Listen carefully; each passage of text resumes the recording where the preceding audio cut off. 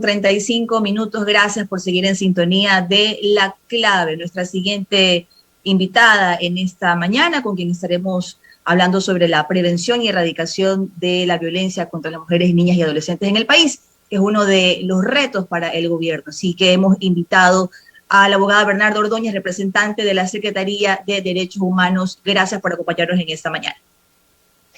Adriana, muy buenos días. Es un gusto para la Secretaría de Derechos Humanos y para mí poder compartir algunas de las primeras gestiones que estamos realizando en la Secretaría de Derechos Humanos. Un saludo también para Johan y para toda la audiencia de Armonía TV. Adriana, nosotros iniciamos este año bastante optimistas, puesto que uno de los principales requerimientos de las diferentes organizaciones de mujeres y de la ciudadanía en general de contar con un presupuesto suficiente para trabajar la erradicación de la violencia ha sido conseguido producto del compromiso del presidente Guillermo Lasso y de esta cartera de Estado. Pasamos de 1.5 millones de dólares, que era el presupuesto anual para la prevención de la violencia, a contar con un presupuesto de 24 millones de dólares durante todo el periodo del presidente Guillermo Lasso. Y únicamente, Adriana, para enfatizar que este año, el 2022, contamos con un presupuesto de 13 millones de dólares para trabajar únicamente lo que es la prevención de la violencia. Adicional a ello, nosotros como cartera de Estado tenemos otros rubros para otras actividades. Sin embargo, este es un primer paso importante para trabajar desde diferentes aristas la prevención de la violencia. Secretaria, hablemos un poco sobre el tema de las casas de acogida. Sabemos que actualmente existen 15 casas de acogida a nivel nacional, de las cuales tengo conocimiento, y si no me corrige, ustedes mantienen un convenio con 5 de estas casas.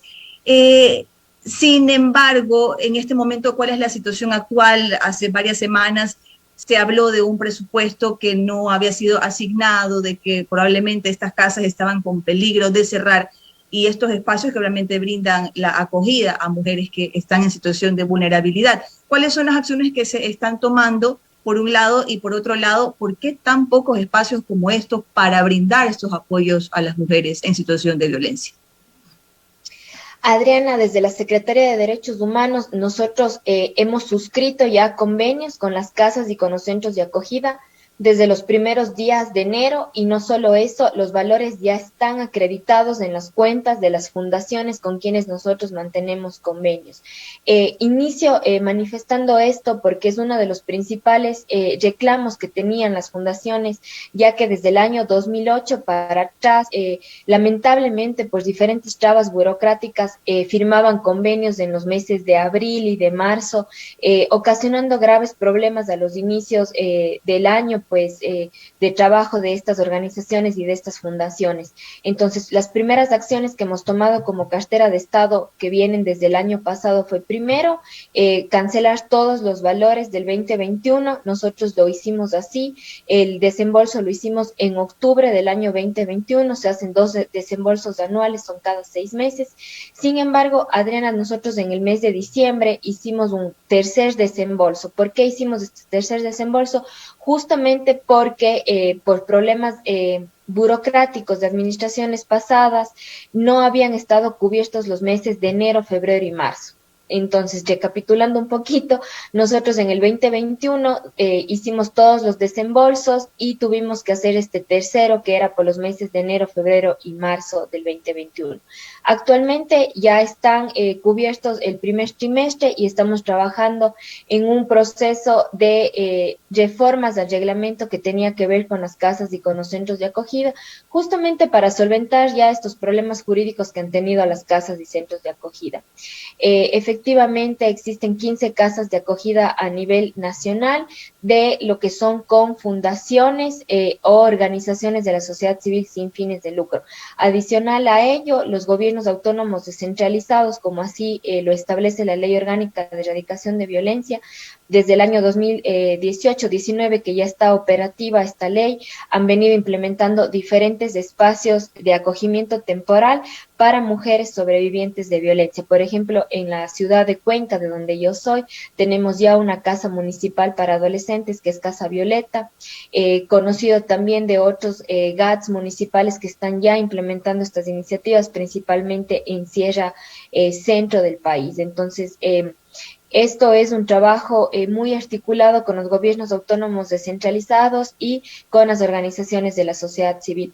Sin embargo, Adriana, me tomo solo 30 segundos para enfatizar que si bien estos espacios son necesarios, que salvan vidas, el principal objetivo y el principal mandato es evitar esta violencia.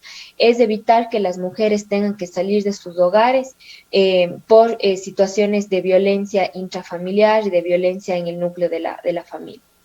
Y sobre esto quería comentarle, secretaria, estamos a pocos días de que la Asamblea debata el proyecto de ley de aborto por violación, y aunque esto es un logro para las miles de víctimas de violencia, creo que nos seguimos enfrentando a un alto nivel de maltrato y femicidio que no se frena, con irnos a la derecha de la casa hasta que todo pase, como en su momento lo mencionó la primera dama. ¿Qué acciones concretas de prevención se están tomando? Bueno, Adriana, la principal acción de prevención fue justamente poner esta problemática sobre la mesa. Cuando nosotros asumimos funciones, revisamos el Plan Nacional para Erradicar la Violencia que se encuentra vigente y tristemente vimos que no existía un capítulo o una sección muy detallada o concreta de lo que es la prevención de la violencia. Efectivamente, el femicidio es una dolorosa realidad en el país, la violencia sexual ni se diga, y ya acciones concretas de esta cartera de Estado, por ejemplo, fue articular la política pública para la prevención del abuso sexual en las aulas educativas. Eso lo hicimos desde el año anterior, estamos ya finalizando este ejercicio de política pública. Uno de los puntos fundamentales es el fortalecimiento de los servicios de protección integral. ¿Qué significa esto? ¿Qué es lo que hacen? Los servicios de protección integral de la Secretaría de Derechos Humanos es un equipo multidisciplinario que está conformado por psicólogos, abogados y trabajadoras sociales que dan el acompañamiento a las mujeres, a las niñas en los diferentes procesos de violencia. Ahí nosotros estamos fortaleciendo estos servicios, principalmente en frontera norte, en frontera sur, en la Amazonía ecuatoriana, en la zona de Guayas, de Manabí, y también del austro ecuatoriano. De hecho, la provincia de La Suay, de donde yo vengo, tiene uno de los mayores índices de violencia.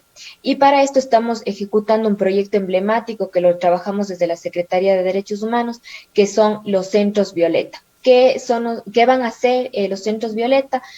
Adriana, nosotros conocemos que existe el Sistema Nacional para Erradicar la Violencia, que está en las 22 instituciones del Estado.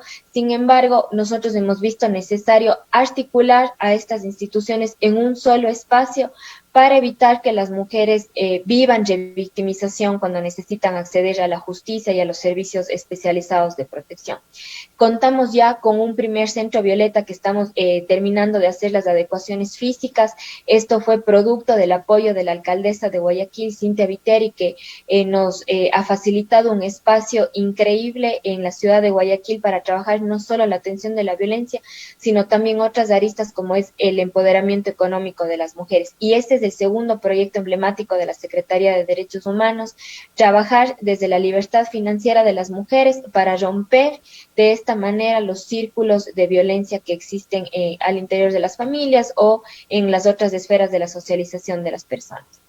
Eso justamente le quería preguntar, secretaria, ¿cómo se está trabajando para romper este círculo de violencia? Hablamos de independencia, pero también estamos atravesando un momento muy duro que nos acompaña, que es la situación de la pandemia, que la venimos arrastrando desde el 2020. ¿Qué se está preparando o cuáles son estas acciones de lo que usted mencionaba para que las mujeres puedan lograr esta independencia? Adriana, hay dos puntos principales. Efectivamente, la pandemia, y todavía estamos viviendo los estragos de esta pandemia, pasó muchas cosas a casa. ¿no? La escuela, el trabajo, el colegio de los niños, y eso ha hecho un recargo en las tareas que realizan las mujeres, ya sea de sus hijos o de otros dependientes, porque también las mujeres asumimos el cuidado de los adultos mayores. Entonces, en este sentido, dos estrategias principales. Estamos articulando un sistema nacional de cuidados junto con las otras carteras del eje social, principalmente el Ministerio de Inclusión Económica y Social, y lo que tiene que ver con la libertad financiera o el empoderamiento económico de las mujeres, estamos trabajando con un proyecto. El monto total de este proyecto son 12 millones de dólares y para este año vamos a trabajar aproximadamente 4 millones de dólares en lo que es primero generar capacidades para la implementación de diferentes tipos de emprendimientos. Y también, Adriana, nosotros vamos a contar con capital semilla por un valor de aproximadamente $300,000 para que las mujeres que terminan estos procesos de formación en diferentes temas puedan ya tener y llevar a cabo su emprendimiento. Y adicional a ello tenemos todo lo que es la economía violeta que se está trabajando desde el Ministerio de Trabajo. Los créditos a la agricultura al 1% tienen un porcentaje muy importante para las mujeres. Desde el Ministerio de Agricultura tenemos este programa que se llama Super Mujer Rural y que se ha venido continuando. Entonces son varias áreas, porque Adriana y a toda la audiencia que nos esté escuchando de Armonía TV, trabajar en la prevención de la violencia es el trabajo de todas las carteras de Estado y ese ha sido nuestro principal objetivo. De ahí que nosotros empezamos el año pasado con las jornadas por una vida libre de violencia, con todas las carteras de Estado. Esto que mencionaba, este fondo Semilla, esto está dentro de los 24 millones que el presidente Guillermo Lasso mencionó se iba a destinar para el tema de la erradicación de la violencia, o esto es un monto aparte. Esto es uno de los componentes. De los 24 millones, este es uno de los componentes, porque uno de los principales temas, de Adriana, que nosotros hemos venido trabajando es justamente en romper los círculos de la violencia. Y una herramienta muy efectiva es justamente que las mujeres tengan esta libertad financiera, pasando por tomar sus propias decisiones en cuanto al manejo de sus recursos y generar recursos económicos. De esto trabajamos también, por ejemplo, con las casas de acogida, que tienen diferentes de emprendimientos para las mujeres. Nosotros hemos visitado, por ejemplo, Hogar de Nazaret, hemos visitado en la Amazonía ecuatoriana, las casas de Cuenca. Las mujeres forman asociaciones para servicios de catering, servicios de oficina, diferentes instancias que les han permitido tener también un mecanismo de ingresos propios. ¿Cómo está también este trabajo en la Amazonía? Hace unas semanas estuvimos entrevistando en este espacio a una representante de mujeres amazónicas y lo que nos alarmó es que el índice, lo cual no se refleja en ocasiones en los medios de comunicación, es que hay un alto índice de violencia hacia las mujeres en la Amazonía. Y sabemos que obviamente cada trabajo es diferente, no es igual trabajar con mujeres en comunidades de la costa, en comunidades de la sierra y en comunidades amazónicas. ¿Cómo ustedes están enfocándose hacia esa zona? Sí, Adriana, nosotros de hecho las primeras gestiones que realizamos fue visitar a la Amazonía ecuatoriana ya desde este rol de funcionarios públicos, conocer las diferentes dificultades que se tienen en la Amazonía ecuatoriana. Y justamente de las provincias amazónicas se presentan altos índices de violencia y especialmente la violencia sexual. ¿Qué es lo que hemos hecho en este tiempo? Bueno, primero fue constituir una red de mujeres amazónicas. Estamos trabajando con mujeres guaraníes, con mujeres shuaras, con mujeres de la región de la Amazonía para trabajar en la promoción de sus derechos. Es muy importante formar alianzas entre las mujeres para garantizar la protección de los derechos, trabajar juntas esta problemática que nos es común a las mujeres. También otro de los hechos principales es el fortalecimiento de estos servicios de protección integral en la Amazonía ecuatoriana. Solo por comentarle a Adriana y a la ciudadanía que nos escucha, cuando nosotros hicimos el diagnóstico de los servicios que teníamos, vimos lamentablemente que teníamos 2 o 3 personas para cubrir una extensión territorial que es la Amazonía ecuatoriana supremamente grande, y estamos trabajando justamente en priorizar las acciones hacia allá, hacia la Amazonía ecuatoriana, porque hemos visto las deficiencias, por ejemplo, en contacto territorial. Nosotros hemos visto, por ejemplo, que incluso el mismo hecho de estar en la selva ecuatoriana hace muy difícil que se pueda acceder a los diferentes servicios del Estado, y ahí es en donde hemos concentrado los esfuerzos de la Secretaría de Derechos Humanos. Trabajar también fuertemente con los GATS, hemos estado en conversaciones permanentes con Orellana, con Sucumbíos, con la Amazonía ecuatoriana para mejorar la presencia del Estado. Secretaria, no puedo cerrar esta entrevista, nos quedan pocos minutos, pero no puedo cerrarla sin pasar a otro tema que tiene que ver con la situación de la rehabilitación social y luego de esta lamentable masacre que se vivió en la cárcel, en la penitenciaría del Litoral el año pasado, en el mes de septiembre y en noviembre. ¿Ya existe un pronunciamiento hacia los familiares de las víctimas? ¿Qué acciones se están tomando por parte de acciones por parte de ustedes ya se han aplicado? ¿En qué ha quedado esto? Porque estamos viendo de que sucedió, pero ¿qué otras acciones se han tomado? Adriana, con respecto al sistema de rehabilitación social, nosotros, por mandato del presidente, el 1 de octubre asumimos la presidencia del directorio del organismo técnico y varias acciones se han emprendido desde este espacio. El directorio es el conjunto de los ministros del eje social y nuestra principal tarea es hacer la política pública de rehabilitación social con un enfoque de derechos humanos, como así lo dispuso la Corte Constitucional en septiembre. A raíz de ello, se han generado varias acciones. Únicamente voy a mencionar dos por lo que me comenta del tiempo. El primero, el censo penitenciario, y este censo penitenciario nos va a permitir tener una debida gestión de las personas privadas de libertad al interior de los centros de rehabilitación. Y con respecto a los familiares que usted me hacía la consulta, nosotros desde el primer momento, Adriana, hemos estado en todos los hechos de violencia del sistema de rehabilitación. Nosotros hemos estado con los familiares de las personas privadas de libertad. De hecho, nosotros adecuamos un protocolo para que justamente este proceso sea lo menos traumático posible para los familiares.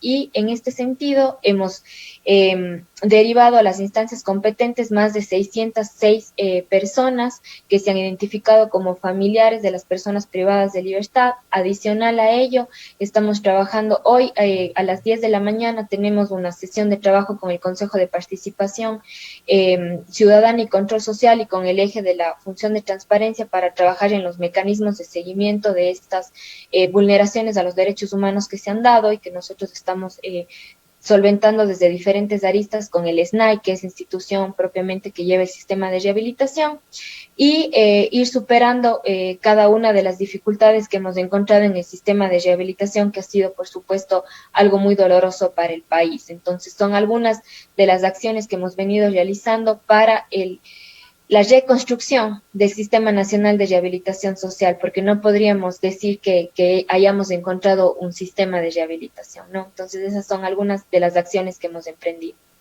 Bien, estaremos entonces atentos a las resoluciones que se lleguen a dar en esa reunión. Queremos agradecerle, secretaria, por habernos acompañado en esta mañana aquí en La Clave y la comprometemos para seguir conversando sobre estos temas. Muchas gracias. Muchísimas gracias, Adriana. Un saludo fraterno y para mí un gusto poder estar nuevamente en sus espacios. Muchísimas gracias.